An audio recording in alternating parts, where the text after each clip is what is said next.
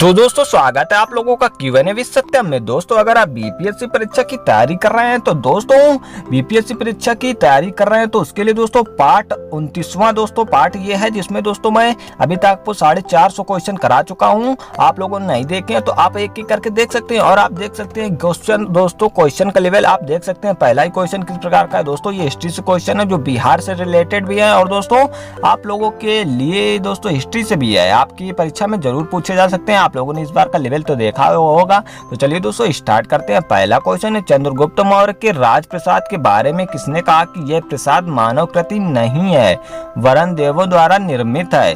तो ये किन्होंने कहा था, तो ये कहा था फाहियान ने कहा था। दोस्तों किसने कहा था, ये शब्द फाहियान के थे। चलिए अगला क्वेश्चन देखते हैं। किस शासक ने गया के निकट बराबर की पहाड़ियों में आजीविकों के लिए गुफाओं का निर्माण करवाया था।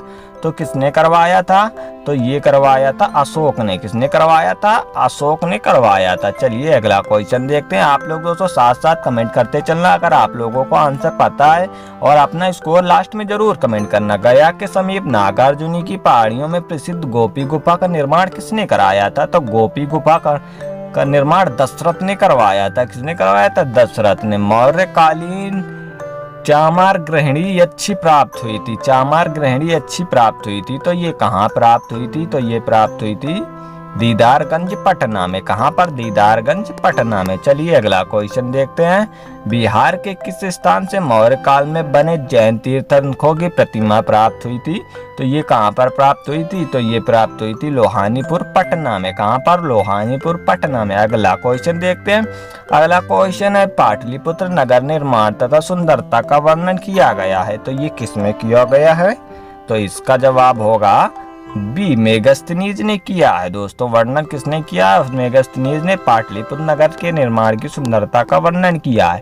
पाटलिपुत्र को किस शासक ने सर्वप्रथम अपनी राजधानी बनाया। तो किसने पाटलिपुत्र को राजधानी बनाया था, तो ये बनाया था चंद्रगुप्त मौर्य ने।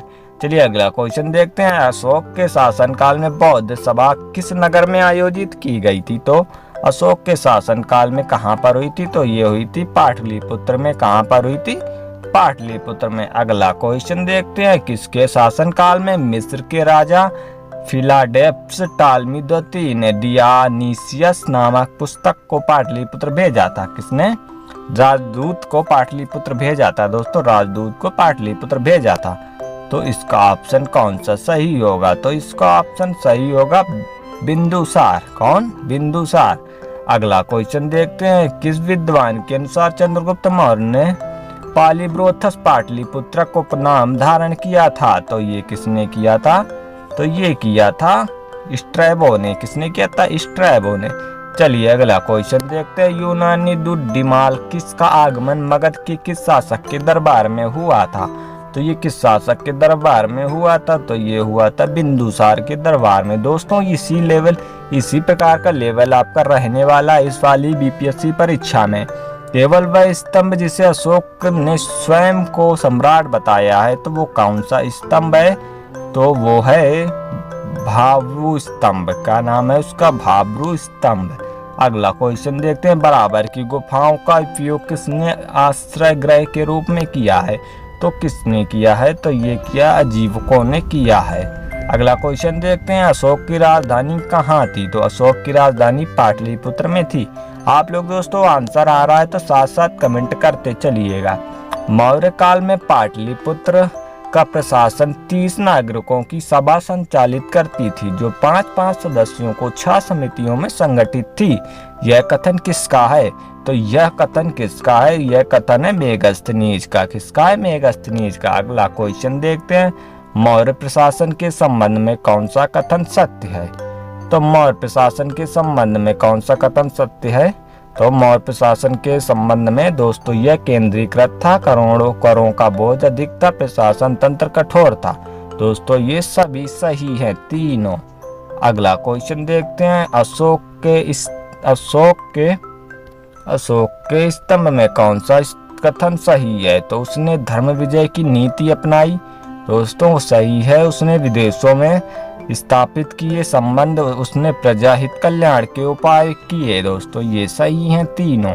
अगला क्वेश्चन देखते हैं, देवनाम प्रिय के नाम से किस शासक ने अपने आप को संबोधित किया था? तो वह कौन सा शासक था जिसे देवनाम प्रिय के नाम से जाना जाता? तो ये शासक था अशोक। कौन था दोस्तों? अशोक। अगला क्वेश्चन देखते हैं, धम्म महमात के क्या कार्य थे? तो धम्म महमात के क्या कार्य थे? तो धम्म नीति या क्रियान्वयन, लोगों के बीच दान वितरण, जल कल्याण के उपाय दोस्तों, उपयुक्त सभी। इसका आंसर डी सही होगा।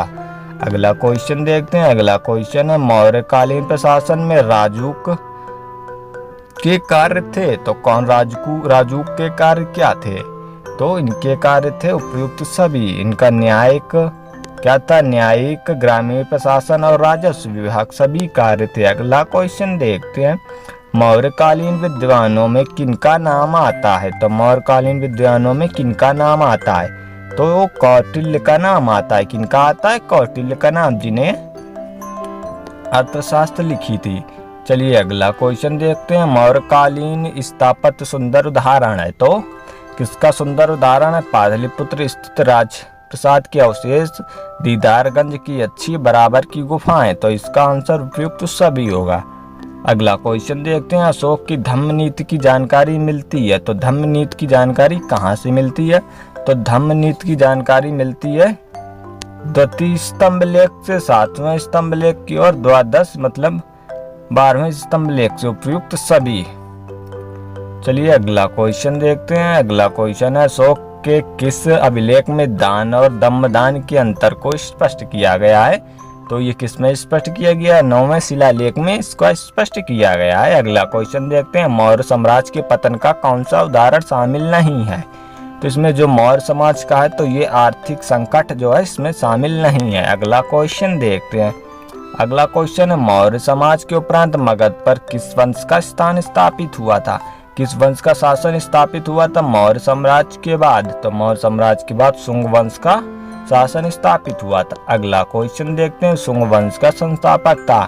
तो शुंग वंश का संस्थापक कौन था? तो शुंग वंश का संस्थापक पुष्यमित्र शुंग था। कौन सा? पुष्यमित्र शुंग। चलिए अगला क्वेश्चन देखते हैं, किस शुंग शासक ने पाटलिपुत्र में स्थित कुकटराम विहार को 3 बार नष्ट करवाने का प्रयत्न किया था? तो वो कौन सा शासक था? तो वो था पुष्यमित्र। कौन सा? पुष्यमित्र शुंग था। चलिए अगला क्वेश्चन देखते हैं, पाटलिपुत्र पर यवन डेमेस्ट्रियस का आक्रमण किस वंश के समय हुआ था? तो ये किस वंश के समय हुआ था? तो ये हुआ था शुंग वंश के समय। शुंग वंश के समय हुआ था। अगला क्वेश्चन देखते हैं। अगला क्वेश्चन है, पाटलिपुत्र डेमेट्रियस का आक्रमण हुआ था? तो ये कब हुआ था? तो ये हुआ था 185 ईसा पूर्व में। दोस्तों ये आज के 30 क्वेश्चन होगा जो काफी मोस्ट इम्पोर्टेंट थे। तो आप लोगों ने बताइए कितने 30 में सही किए हैं दोस्तों। ये पार्ट दोस्तों 29वां पार्ट था बीपीएससी परीक्षा के लिए। तो आप लोगों ने 30 में कितने क्वेश्चन सही किए हैं तो आप लोग जरूर कमेंट करके बताएं। तो मिलते हैं किसी अगली वीडियो में। जय हिंद, वंदे मातरम।